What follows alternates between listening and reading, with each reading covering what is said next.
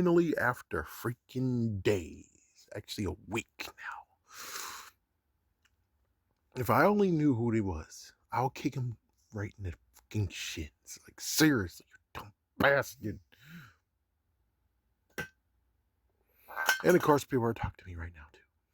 Anyways, let's do this, shall we? We're on episode 5, which is The Boy Who Cried Monster. Play on words when it comes to The Girl Who Cried Monster. Even though technically it's coming right back to the original thing of The Boy Who Cried Wolf. But of course, I think everyone knows about that. And if you don't, well, then there you go. Congratulations, you're now up to speed.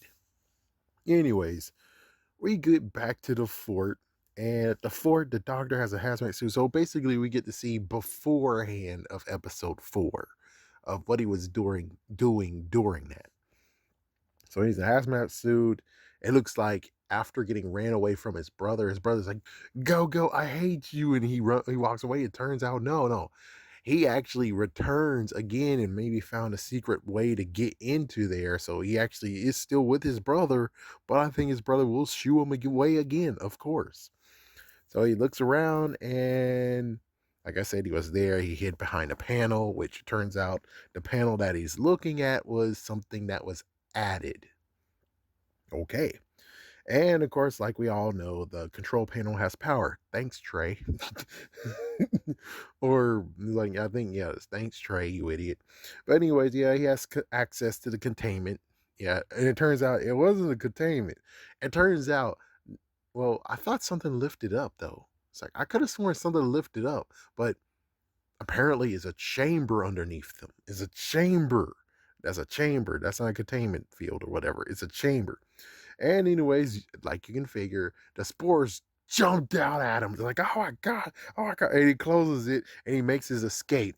And of course, well, hey, surprise, surprise. I might as well say it. When he was digging into the freaking wires, he cut this hazmat suit. So basically, he just screwed himself anyways. All right, yeah, so while he's making his escape, we get the episode 4 ending, and now we get into the real thing of what happens next. So CJ actually is riding around until he goes to a creepy manor, and it was Mrs. Mori. Mori? Yeah. But she doesn't answer when he knocks on the door, and well, of course, there's a creepy manor he was going into. CJ goes in, and he's like, yeah, I'm gonna just drop it right here. She's like, come closer. It's like, well, at least the good news is that she might be so old that there is no you need an adult going on here, which I'm like, hey, hold on. So even though he is competent and stuff, the mom has to actually be, well, I think it's a small town. It's a decent town to where she knows everybody there, right? So that means that if anyone tries to do anything to her son, she will know who you are and she will come to your house and show you what you deserve after doing something to her child.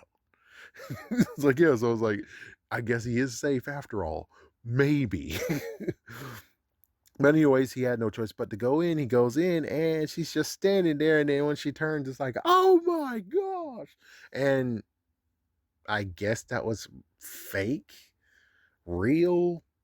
Don't know, don't understand. It's kind of like I guess it was real, but I guess he was trying to mess with his little sister as well, or it it came true after he told her about it. I don't freaking know. Anyways, all right, the next day happened. The mom calls and says, okay, I'll give you a refund because apparently he left at the door. So he left at the door, and that whole entire thing was just him actually making a story up to scare his sister, which you're a jerk. Frick you, dude. Anyways, CJ wants to go to upper management. He has ideas. So he gets to have a chance. And meanwhile, we got CC, Devin, and Frankie. They both spend the night at their house, at the Brewer house. And the dad is downstairs. It's like the dad is at home. Okay, so you mean to tell me that you had to run back home, which again, they bought a lift. They ordered a lift. So that means that they had to get a lift to go back home and maybe even tell them to go speed up or give her $20 because it's like, there's no way how you can actually beat your dad home, especially if you're walking home. Like, so I don't know exactly what's going on here, but frig it. Anyways, yeah, so they're at the house. They go to Alex. Oh, Alex, on the other hand, she admits to her mom, to Jen, the detective, that, oh yeah, something attacked her. The car attacked her, and she admitted to her mom. And the mom says, "Oh well, you need to stay away from that stuff because I think that is also involved with what's going on in 1994." It's like, huh, okay. So the three of them went to Frankie's work and they're brainstorming, trying to figure out. It's like, so is your dad the bad guy here? And it's like, man, if y'all guys just don't understand what's going on, it's like, yeah, it's like, there's no way he got near the kombucha. It's like, the kombucha thing, your monster blood, your monster vomit kombucha, whatever. That's you because you're a jerk ass. I'm sorry to make a PCA again, but here a PSA for you. The PSA is clean your damn freaking mug before you do anything the next day. You should always rinse it out before and after use. You dumb idiot. Insert the thing.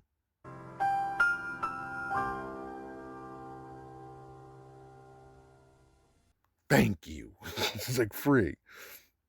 So, anyways, let's see. The auntie's recovering because she had the brain surgery. They make the Trey car connection where Cece was in the haunted car, quotations. They landed the haunted car on, well, the car, Trey's car, onto the plant monster. At least that's what they called it. So it's like, yep. So there we go, and that makes the connection. And well, oh great, Trey's dad comes by and she ropes Frankie to come back because his son has been discharged from the freaking hospital. Oh boy, I'm like, dude, there's some toxic crap going on. It's like, dude, I'm shocked that you're freaking glued to this crap too. No wonder the mom is nowhere to be found. Oh, it's like, I'm sorry to be a jerk, but it's like, hey, apple doesn't fall far from the tree. Sounds like you act like the same thing that he acts like. It's like, geez, no wonder the mom is nowhere to be found. But I'm pretty sure the mom actually died. But still, it's like, geez, man, she might have just killed herself to get away from you. Oh, anyways, the dad is treating all the nurses to lattes. Well, at least he's single, because if he wasn't single and he's doing that behind his wife's back, Frankie, take notes, because Trey could be gonna two-time you, or at least flirt with other women while you're married to him. Just so you know. Anyway, the doctor's sick. Yeah, Dr. Brewer's sick. He calls Gwen, who's CJ's mom, for some soup, and the doc blew black snot out of his nose on a tissue. Uh-oh. So, anyways, CJ comes by, CJ delivers, but he has to come right in because, well, he doesn't have his money with him. He's like, yeah, the doc doesn't have his money with him. So he sneezes, and Doc is now, oh, frick, man. Have you ever seen Hostel before? It's like, yeah, when the girl who got freaking the face, and it's like, she has her eyeball hanging out of her freaking face. She decided to just kill herself, by the way. It's like, I know that's spoiling Hostel, but still, she just decided to kill herself because no one will ever love her like that. It's like, but still, at least you're living. Anyways, so his eye popped out. CJ run. Doc puts it back in eventually, and he notices the black goo that was on his freaking fingers. So the doctor has to check the contamination tear on a hazmat suit, like I said, and yes, it was one. CJ freaks out and went to his mom about it. His mom is going to check on the doctor, and CJ decides to take her. The doc cleaned himself up nicely, because he was looking all messed up. Now he looks good. And he plays dumb about the eye, and Doc plays. He just plays freaking CJ. It's like, dang, too many horror movies and horror shows on TV and streaming. Oh boy. So CJ is looking bad now, and this is where I'm like, hey, you know what you should have done, man? I don't give a crap if it's invasion of privacy. You should have took a freaking damn photo on your damn phone. And then here's the messed up part when we read. CJ is now fired, lost his opportunity to do upper management, and his mom says, give me your phone. Dumbass, why didn't you take a picture of your phone? If you want freaking improve, take a picture with the damn ass phone. I would do that crap. I was like, oh shit. And then there you go. I got freaking down freaking photo of it, man. What the fuck? Anyways, he's a dumbass idiot. His mom is driving him back to the diner. CJ talks to his little sister and vents a bit. Then the doctor calls CJ and wants him to come back. He's going to help him explain everything and help him get his job back. CJ decides to go, but he has to do it on foot. The doctor is acting like he didn't call, which I'm like, okay, this sounds like some split personality crap going on here. Or it's a fact if there's two dominant entities in the mind. You have the one that is the doctor, Dr. Brewer, and then you have the other person who wants to infect people and become one with the hive. Which most likely that's not what it is, but hey, let me run with this, okay? It's been freaking long. I should have been had this done, but the dumbass idiot over there is a stupid moron. Anyways, yeah, so Doc actually got to his senses and told him to run, and freaking CJ got jumped and caught by freaking Dr. Brewer, Spotty. The three actually come to meet Alex, Devin, CZ, Frankie, and then Alex actually brushes them off because he's like, oh, you gotta tell us more about the car. Tell us more. It's like, no, I don't want to be involved with this. I don't want to have anything to do with this. It's like, okay, cool. But Cece decides to pursue. Frankie wants to go back to Trey. He needs me. He got his damn ass daddy. He got his damn ass daddy. And then Devin tries to talk her out of it. And then she says some stupid word where I'm like, Frankie, if he does cheat on you, that's on you. That's on you. Just so you know, that's on you. Anyways, Alex does not want to get involved. And Cici and Alex, this thing that they're going to try to make happen, no, the distrust stopped it right there for now, sadly. Let's say for now, sadly, because they're bastards. Anyways, Jen actually has a hidden location. I'm pretty sure she has like 2 locations. And she retrieves an item from it. And now we see a new girl who's being nice to Devin. And I'm like, Hannah Fairchild? Oh, what the fuck? Now we got 3 versions of Hannah Fairchild, allegedly. Got the one from the movie. We got one from the TV show. We got the one from the movie, Hannah Fairchild Stein. And we got this one. So, not bad, though. She don't look that bad at all. So, anyways, yeah, she's really being nice to him. And, well, Frankie is so catering to Trey. Mm-hmm. And Trey's like, I gotta change a heart after all that happened. It's like, mm-hmm. And Hannah is just so buttering up Devin. And she was at the fort, and apparently they nicknamed it. Guess, yeah, hold on with me. Here we go. Camp Nightmare. Of course they did. And she's seen some bad stuff, and she wants to show him. And it's like, sounds like you're the opposite of the ghost next door. Sounds like you're the horrible entity that went against Hannah. The TV and book version. So Frankie tries to get him to check out the basement. He's like, yeah, they both want to check out the basement. It's like, Frankie, you had your chance. You could have kept him. You could have went to the. It's like, I don't know how you would actually get him in the basement, but you could have had him. But you're a dumb idiot and you choose Trey. No offense. It's like, I don't care if, he got broken and now he's good to go. And it's like, I don't think he's truly broken because of what happens next.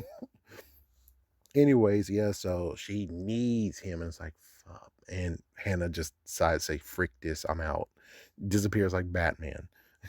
So Doc is saying that they should not know their existence. Oh, good Lord.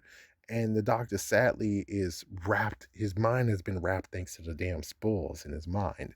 Yep, the battle of the mind, but the mind is kind of like, it's wavy. It's really wavy. He's not trying to fight back. It seems to me he's like, I don't even know. It's like, is it like a symbiote? It's like,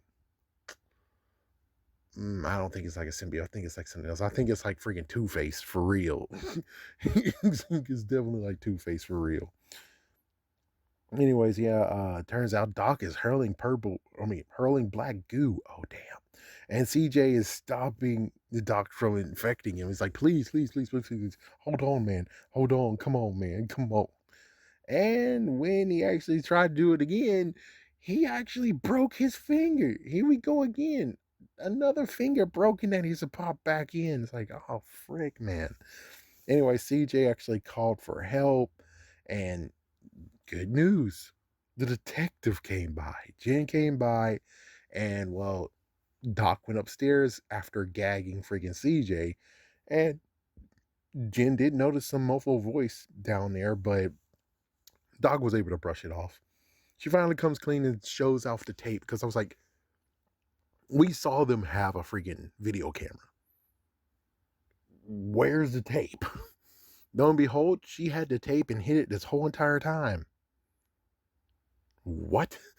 Like, really?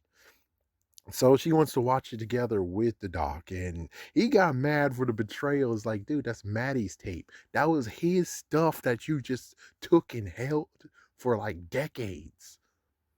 Yeah. That, but it seems to me more he's leaning towards the fact of being like, oh, he betrayed me, so she can get out of here, so she doesn't know that just on downstairs. But anyways, yeah, so he messed up insult about you're not even a good cop. It's like, dang. Anyway, CJ tries to get free. He laid it on the floor. And the good news is that he was able to break himself free. Now he's getting ready to strike. And he tries to tackle the doc, and the tackle failed. And the doc was going to hurl on him until Trey hits Doc upside the head, knocking his head off. And I'm like, that's something that the old Trey would do. I don't think you're new. I think right now you're going to go back to your same self within like at least 2 to 3 years. Frankie, don't be an idiot. And also, fuck this crap, anyways. I was like, I'm just going to talk about it, but I'm like, do I really actually care for this crap, extra crap? I'm like, not really. Because Frankie's a dumbass idiot. So, yep. Anyways, everyone actually sees this except for Alex, who's not there. And Devin asks, what did you do? It's like, yeah, because he was kind of funny how he's talking. He's like, CC, I got something for you. And Devin, I got something for you too. It's like, oh, good Lord. But anyways, Frank, they went upstairs and Frankie actually admit how she allegedly killed Trey. And Trey's like, you did what? Anyways, they got the tape, grabbed the tape. They're going to the grandma's to play the tape in the nursing home. Meanwhile, they eventually go to Alex or Alex went to them while walking. I don't know. Either way, she wants in to see what's on the tape. Yeah, but of course, Devin, however, is like, give me 1 second, though. Let me 1 second. I gotta go back to Hannah. And they're like, what the frig is like, curve your hormones? And I'm like,